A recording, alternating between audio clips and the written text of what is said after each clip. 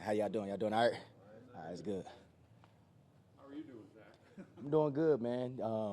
New week, new opportunity. It's a week-to-week league. Things go by fast. You can't, obviously last week was disappointing for us as a team, especially as a defense.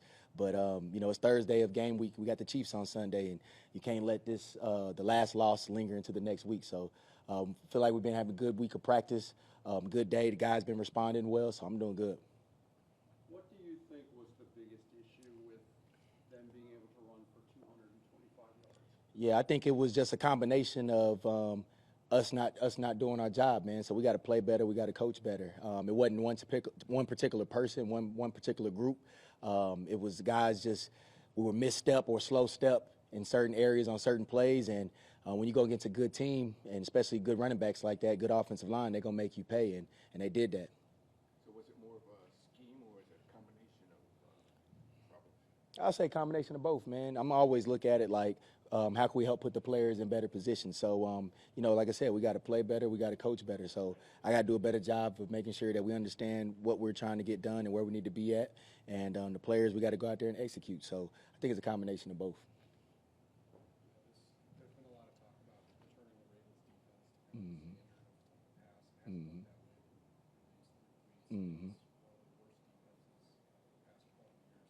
Mm-hmm. How do you guys think that you can go about internal improvements to kind of return it to that sort of level that you all want?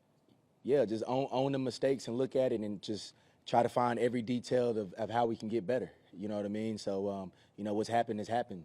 There's nothing we can change about it. Do we like it? No.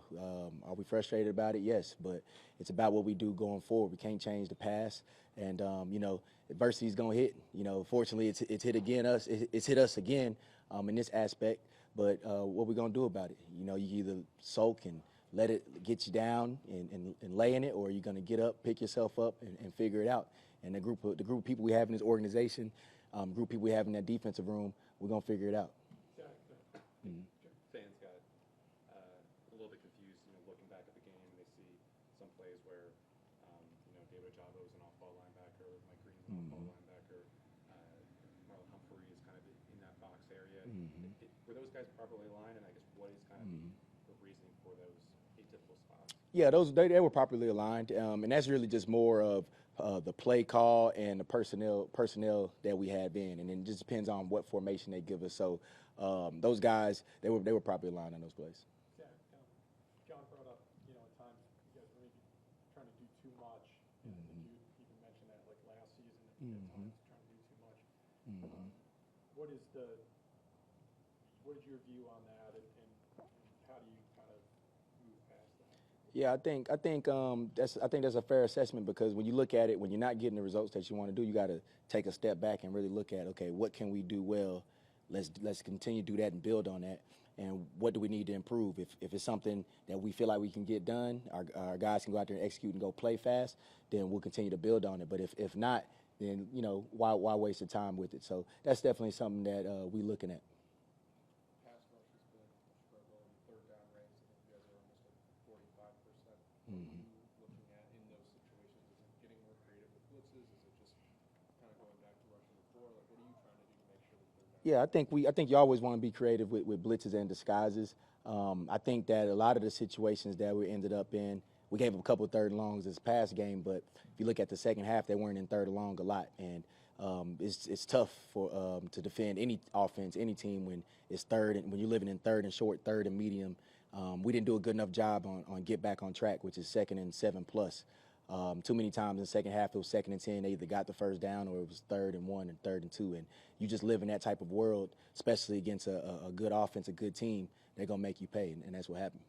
Zach, you've dealt with a neck injury as a young player. Obviously, Namdi is dealing with a neck injury as a young player. I know there's a lot that we don't know, but have you been able to be a particular resource for him as he sort of works his way through this? Or?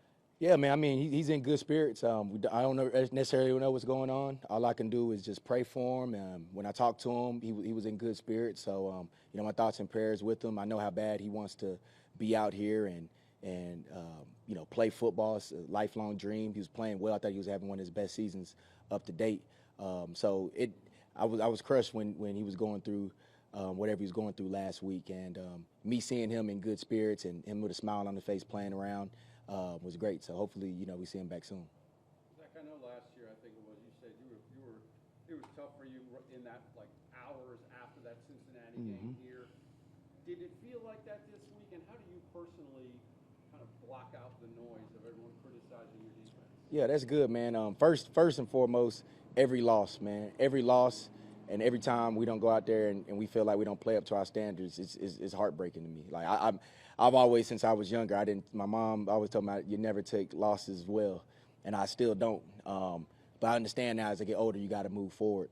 So, no, I mean, the loss definitely stung Monday night into Tuesday morning. But like I said, it's a week-to-week league. I've been around. I understand that you got to move forward and you got to put that behind you. And as far as blocking out distractions, a lot of stuff that you guys are telling me, I had no idea about because I'm not on social media. I'm like just blocked off from all the noise out there, man. And that's good. I think that when you can do that and you don't listen to, you can really focus in on what's important and what you got to get done because if you listen to that and you pay attention to that, it can definitely affect you with your job and just in your regular life. So I just block out the noise, man. Focusing on football, that's what we talk about here, and just focusing on getting better. Zach, obviously you guys never make excuses, but how challenging is it with the interior defensive line so banged up and Nnamdi not out there and other guys hurt? Yeah, man. I mean, it's always challenging when you lose one of the best. Like Beaks is one of the best D tackles in the National Football League. So I definitely don't want to minimize that at all. So it's definitely going to be, you're not going to be able to replace him. But I feel confident in the group that we have. Yeah, we got some young guys. We got some guys who played a lot of football and good football. So the expectation is to go out there and go play well. I have full confidence that our guys were going to go out there and do it. We fell short, but we got another week to work, and I feel fully confident in the guys that we have out there. We might have to do some things different, but what we asked them to do, they should be able to go out there and dominate. So I feel good about it. Did you do anything different this week, whether it was meet with players, extra? I know it's a short week, so you're sort of limited in what you do, but did you change your routine at all, whether it's individual meetings or another group meeting after what you saw Monday? No, you don't necessarily change. I don't think that it needed a drastic change. Like I said, it was a short week, so we basically I thought the schedule was built well this week. How we came in on Wednesday with the players and basically had 2 days in one. And I think we got a lot of work done. We had to review the Detroit film. We had to get that stuff right that we need to get right. Had a great meeting, great discussion to make sure we on the same page. And then, boom, second half of the day we was right on to Kansas City and moving forward. Zach, I think Adafe played just 6 snaps in the second half Monday. Is that just a reflection of where he needs to be as a run defender, or is there other areas of improvement for him? Nah, I mean, I think Dolph, you've seen him make plays.